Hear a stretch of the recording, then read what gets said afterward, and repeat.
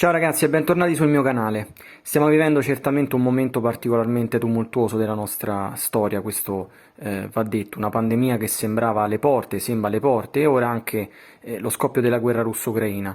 Chi mi conosce sa che per motivi familiari mi sento coinvolto anche per una minima parte da questi eventi. Cercherò di non essere troppo retorico perché questi video non sono solo degli algidi prodotti audiovisivi, ma sono anche delle testimonianze, speriamo temporanee, delle vicissitudini che mi trovo e ci troviamo a vivere nel momento in cui li realizzo, un po' come se fosse un diario di viaggio. Perciò mi sembrava interessante proporvi un film abbastanza riflessivo che sfiora, almeno apparentemente, questa situazione attuale con le sue difficoltà, i suoi disagi, ma anche con del sano ottimismo che serve sempre nella vita a ritrovare la speranza che occorre. Oggi ritorniamo nel Giappone con un film atipico del maestro Akira Kurosawa che non tutti probabilmente conosceranno, Una meravigliosa domenica. 35 yen per passare una splendida giornata, possono bastare? Saranno abbastanza per essere felici? Oddio, con i nostri vizi e le nostre abitudini di oggi certamente no. Ma è questo ciò che si domandano i protagonisti di questa storia, Yuzo e Masako. I due si danno appuntamento romantico per passare la domenica insieme, ma i pochi soldi a disposizione condizioneranno ripetutamente il loro umore lungo il corso della pellicola. Fantastico di un appartamento da affittare per andare finalmente ad abitare insieme, ma è troppo costoso per poterselo permettere. Un esclusivo club da cui verranno respinti darà loro l'idea di andare allo zoo per una passeggiata alternativa, ma la pioggia copiosa li costringerà a ripiegare su un concerto dove suonano la sinfonia incompiuta di Schubert, ma solo per accorgersi che tutti i biglietti sono stati presi ormai dai bagarini per essere rivenduti a prezzi maggiorati. Uscito il 25 giugno del 1947, Una meravigliosa domenica è uno dei film più sperimentali e liberi da ogni canone particolare perché è l'opera giovane e commovente di un artista che si stava formando. Il film è scritto e diretto dal maestro Kurosawa con l'aiuto di Kenosuke Uekusa, un suo ex compagno di scuola, ed è stato realizzato durante l'occupazione del Giappone. Le sfide che ha dovuto affrontare il paese durante il dopoguerra hanno condizionato inevitabilmente il lavoro di Kurosawa, che ha realizzato questo film in questo clima di grande difficoltà e che trasmette sul grande schermo tutte le sensazioni che il regista provava in quel periodo tormentato, senza però nascondere quel velo di candido ottimismo e irresistibile ironia tipica dei suoi film che verranno successivamente. Per quanto lo sfondo del film sia uno spaccato triste e desolante, con questa compietta povera ed infreddolita che vaga nella città ormai fatiscente, Kurosawa riesce a non essere troppo patetico, ma infonde al film un tocco favolistico che regala al film un fascino molto particolare. È molto probabile che il giovane Kurosawa era rimasto colpito dal film che Frank Capra aveva realizzato appena un anno prima, La vita è meravigliosa, dove il tentativo disperato di suicidarsi da parte del protagonista, interpretato dal grande Gene Stewart, lascerà apposta la speranza che arriverà sotto forma di angelo custode.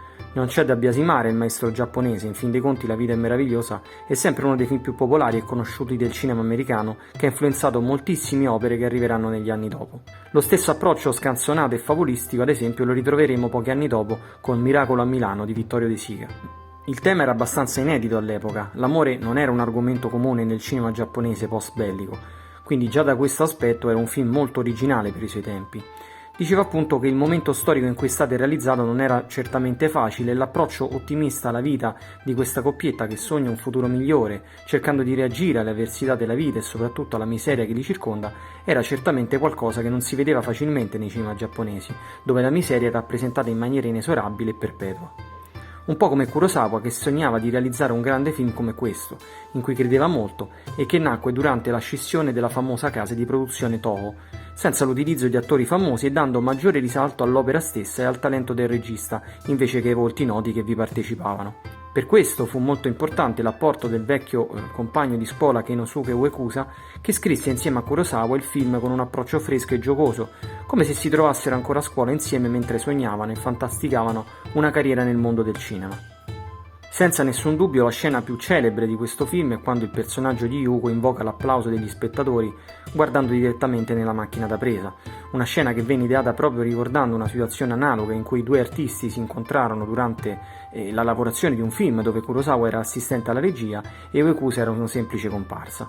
Fu proprio Uekusa che decise di rivolgersi verso la telecamera con un accenno facendo arrabbiare Kurosawa che anni dopo ripensò all'accaduto e ideò questa scena. Questa trovata così originale per quel periodo fu abbastanza discussa tra i due, se lasciare il silenzio quasi ad incentivare il pubblico vero a rispondere a tale appello oppure inserire un applauso sonoro per non lasciare invece in imbarazzo gli spettatori stessi. Naturalmente Kurosawa scelse la prima idea, che dona a questo film una libertà ancora più dirompente. Come scrive Kurosawa stesso nella sua autobiografia, questo film ebbe anche un risvolto intimo e altrettanto bello. Il maestro di scuola di Kurosawa, Uekusa, vide il film e commuovendosi scrisse una lettera per complimentarsi con il regista, che lo invitò a condividere una cena insieme a lui. Grazie per aver visto il video fino alla fine e spero che vi sia piaciuto, speriamo anche che questo momento particolarmente buio passi presto.